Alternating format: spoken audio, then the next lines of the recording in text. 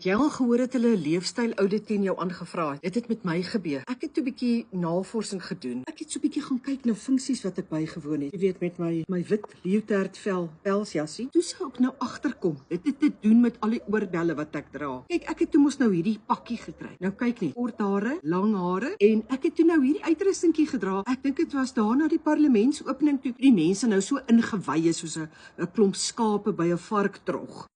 Nee, soos jy kan sien, van 'n pelsjas tot die pinafore waarmee ek stryk. Kyk net, pas dit by alles aan. Maar luister vir my mooi, né? Julle weet ek vat eerder aan 'n kiepmoor as aan strykwerk. Maar nogtans, selfs in my diepsee blou pakkie. Kyk net hoe gaan hierdie hierby. En dan 'n tikseltjie groen in om te wys ek is vir peace for the environment. En dan vir die moederlike look, daai baba pink, wanneer jy nog borsvoed of nie, spogsog verby met my.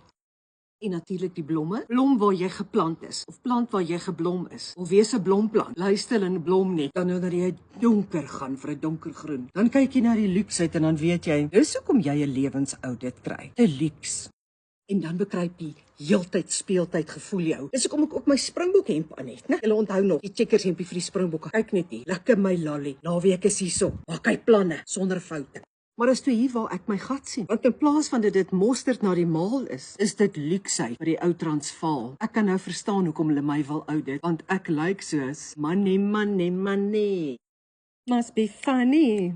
In a glam girl's world. Natuurlik, my partytjie oorbelle. Hierdie alles was in my geskenkpakkie. Maar die goeie nuus vir jou is, jy kry 15% afslag as jy 'n nuwe kliënt is en jy gebruik die kode MATIE15. My Alpha Tango India Echo 15. MATIE15. En dan kan jy ook so luks wees. Gegroet van 'n luukse Matie.